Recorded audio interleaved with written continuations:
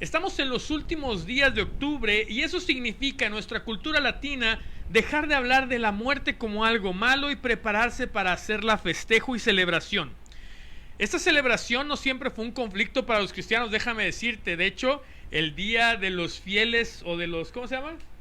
El Día de los Fieles Difuntos, más o menos creo que, o Santos Difuntos, o Todos los Santos, algo así. Yo no soy muy afecto a esas, a recordar los nombres de las fiestas, pero fueron los cristianos del siglo II y III que empezaron a conmemorar la muerte de todos los mártires que morían en nombre de Jesús. Ya sabes que había persecuciones, entonces pues muchos de los hermanos de la fe, de la comunidad, morían a manos del gobierno y empezaron a conmemorar un día en particular para recordar la valentía con la que estos hermanos habían dado su vida por Jesús, con el objetivo de animarse unos a otros a través del ejemplo de estos valientes de la fe para pues seguir a su maestro al costo que éste fuera.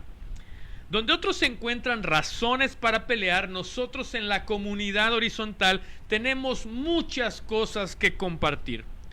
¿Quién estaría dispuesto hoy a morir por Jesús y ser parte de esa lista de fieles difuntos si nos da miedo morir de alguna enfermedad o de algún accidente?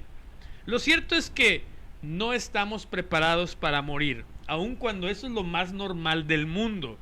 En la lectura de hoy, la Biblia nos muestra parte de la tradición judía en torno a esta situación. Los funerales en aquel entonces duraban 7 días. Los 3 primeros días eran para llorar. De hecho, hasta contrataban personas que lloraban porque se tenía que llorar los 3 primeros días y pues a veces las lágrimas se acababan, así que tenían que contratar gente que llorara. Los otros 4 días restantes eran para recibir la visita de los amigos y familiares que venían a dar el pésame y apoyar a la familia doliente. Nuestra cultura también tiene tradiciones bien arraigadas y más allá de querer eliminar esas tradiciones, nosotros queremos seguir el ejemplo de Jesús. Queremos proponerte algo mejor y tú tendrás que evaluar la situación y tomar una decisión crucial al final de esta lección. En Juan capítulo 11, versículos del 1 al 4 dice: Estaba entonces enfermo uno llamado Lázaro de Betania, la aldea de María y de Marta su hermana. Enviaron pues las hermanas para decir a Jesús: Señor, he aquí el que amas está enfermo. Oyéndolo Jesús dijo: Esta enfermedad no es para muerte, sino para la gloria de Dios, para que el Hijo de Dios sea glorificado por ella. Todas las cosas, escucha bien esto, todas las cosas, incluso la enfermedad y la muerte, tienen un propósito. En el caso de Lázaro, Jesús dice que esa situación iba a producir un efecto en cómo la gente lo veía a él. ¿Qué propósito bueno podríamos ver en medio de la muerte de alguien? A lo mejor podríamos aprender qué caminos no tomar. A lo mejor, aún después de la muerte de nuestros padres, podríamos seguir cumpliendo el mandamiento de honrarlos si nos dedicamos a vivir un estilo de vida que hable bien de ellos. O podemos aprender a vivir de tal manera que incluso nuestra propia muerte sea para la gloria de Dios. Incluso la muerte de nuestros seres queridos nos apuntan a una verdad más alta: Jesús mismo. Pero hay algo que no quisiera que perdiéramos de vista. En el versículo 3 de lo que acabamos de leer, Marta y María avisan a Jesús que Lázaro estaba enfermo. No agregaron que les urgía que se presentara ni ninguna otra petición similar. Solo le avisan a Jesús: oye, Lázaro, tu amigo al que amas mucho, está muy enfermo. Mira qué grande fe deberíamos cultivar como ellas. En medio de su preocupación, ellas sabían en su corazón: si Jesús sabe, entonces con eso basta. Si Jesús sabe de mi situación, con eso es más que suficiente. Si Jesús conoce de mi problema, mira, con eso es suficiente. Si Jesús sabe de las cosas que estoy padeciendo, es suficiente, porque Él no va a dejar que nosotros fracasemos en la vida si hemos puesto nuestra confianza en Él. ¿Cuántas veces el miedo a la muerte no nos ha hecho dudar si Dios nos va a ayudar? ¿Cuántas veces el miedo a la muerte nos ha hecho correr pronto a buscar otras alternativas que pudieran darnos consuelo? Recuerda a Marta y a María. Si Jesús lo sabe, entonces con eso basta. Ven a Jesús. Deposita en Él tus miedos, tus cargas, tus aflicciones. Él prometió hacerte descansar. En San Juan 11:17 continúa diciendo: vino pues Jesús y halló que hacía ya 4 días que Lázaro estaba en el sepulcro. Marta y María reciben la visita de Jesús al 4.º día. Ya habían pasado los días de llorar. Marta le dice a Jesús que si él hubiera estado presente, su hermano no habría muerto. No lo dice en un tono de enojo, sino como una prueba de su fe en el poder sanador de Jesús. Y Jesús le contesta: tu hermano resucitará. Así como tú y yo, Marta sabía que un día resucitaremos al final de toda esta historia en el mundo, pero lo que Marta no sabía es que estaba parada frente a alguien que aún no lo conocía del todo. Hemos escuchado muchas veces acerca de Jesús, pero tú y yo tal vez no lo conocemos tan bien, y deberías escuchar con atención lo que te voy a decir.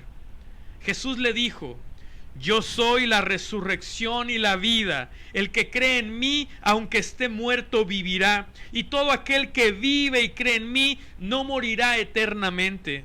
Eso dice Juan 11, 25 y 26. Mira qué asombroso es esto. Todos sabemos que solo Dios tiene el poder de la vida y de la muerte.